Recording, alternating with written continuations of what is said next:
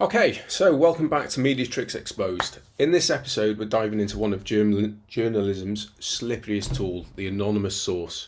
The kind of quote that lets anyone say anything and call it news. But before we go any further, I have to give you a warning. Yep, that word. Don't worry, this isn't a debate. We're not here to rehash Leave versus Remain. There were just some really good examples, and it's something I think most people can relate to. So stay calm and don't Brexit the video. Okay, for the 48% of you who have chosen to remain to watch the video, okay, no more Brexit jokes. So whatever your views on Brexit, this story matters because it shows the trick in action. So in March 2016, The Sun claims the Queen backs Brexit. Anonymous source, no proof. And guess what? It was a lie.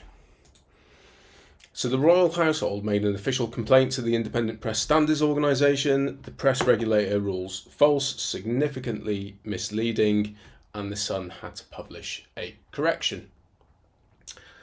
So it's okay. It's here it is. Here's the correction.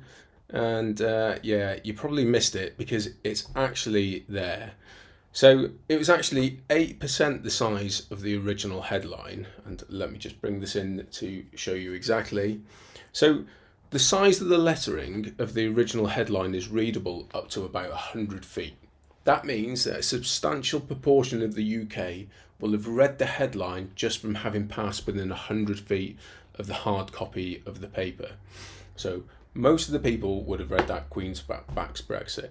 Only a tiny proportion of those people will have seen the box at the bottom of the front page with the correction.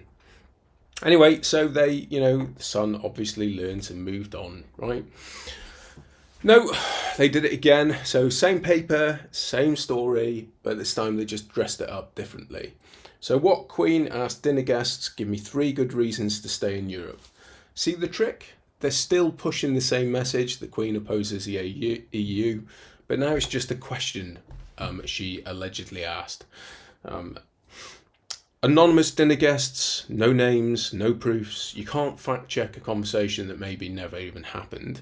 And this is how the anonymous source games works. Get caught, just repackage the same story with slightly different words.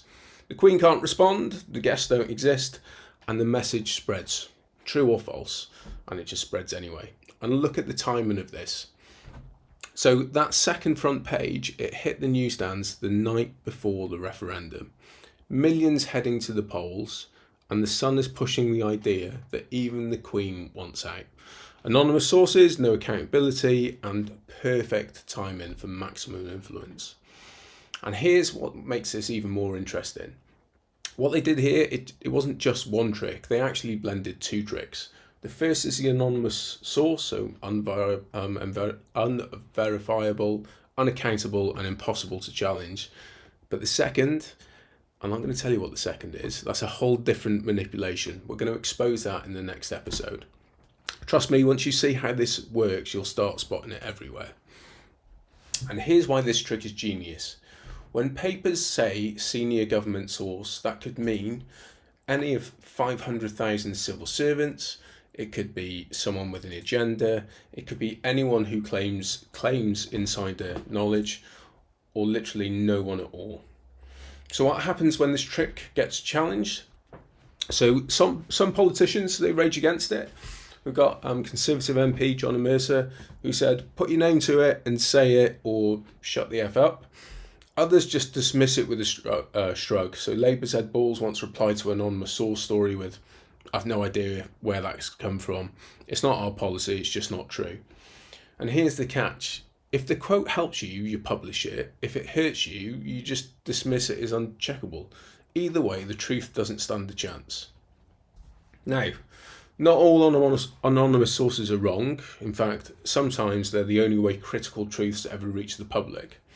But here's the problem. Even when they're accurate, the fact that it comes from an anonymous source can still be used to, manipulate what we actually focus on. And this is beautifully demonstrated here by Operation Yellowhammer.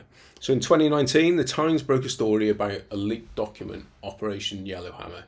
The papers reported it, citing it was an anonymous source. actually notice anything from episode 1 there. You know, he's supposed to feel chaotic, that it's all chaotic on this. So, but yeah, the papers reported it, citing it was an anonymous source, and the Guardian also reported on it as well. And the report called out concerns around, you know, food shortages, medicine delays, 3-month port meltdown. Now, Operation Yellowhammer turned out to be true, as in it was an official document outlining real risks, food shortages, medicine delays, things that we should have been aware about. So, of course, you know, our media focused on the report, right?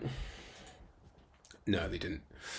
So, some of them chose to shift the focus away from the content of the report to the anonymous source itself.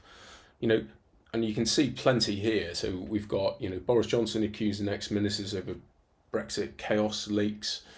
Ex-Remain cabinet ministers are accused of it. So they're reporting on who actually leaked the document rather than the context of the report. So the trick isn't about whether anonymous sources are right or wrong. It's about how anyone can use them to shape the narrative without ever being held accountable. And this is where the power of the anonymous source lies. Once you've mastered the game of using unnamed sources, you can get away with virtually anything, and the audience never even realises they've been played. And here's a paradox. So some anonymous sources reveal the truth and others are used to distort it. So you can see on the left hand side we've got useful anonymous sources, and on the right hand side we have got dangerous anonymous sources. You know, the dangerous side of it is, you know, they're being used to lie, spin and shape headlines, mislead millions. So the problem isn't really the anonymity itself, it's the fact that the public has no way of knowing which kind of source they're hearing from. So is it a useful anonymous source or is it a dangerous one? So before you go swallowing anything covered in anonymous source, at the very least, check the ingredients. So how do you protect yourself? What are the red flags? So first off, if we've got no names, just vague titles, red flag. If it's perfectly timed for political advantage, red flag. If it's contradictory claims across papers, you know, with the same sources or contradicting sources even, again, red flag. And of course, whenever they're caught, if no one's taken responsibility, that's a massive red flag. So that's just trick number 2, but it's far from the last. Next week, we're going to expose one of the dirtiest tactics of all, when media don't lie, but they just cut the truth in half. So episode 3 is the context crop, how journalists make you believe the opposite of what was said. You won't want to miss it. Oh, and one last thing, a well-placed source tells me that this might be the greatest YouTube channel of all time. Completely anonymous, of course. So if you believe truth matters, not spin, not secrecy, not slogans, please join our movement, follow, share, spread it, because the more people see how this trick works, the harder it becomes to fool us again. Sign up to Truth Matters, and truth only wins if we fight for it. Thank you very much for your time.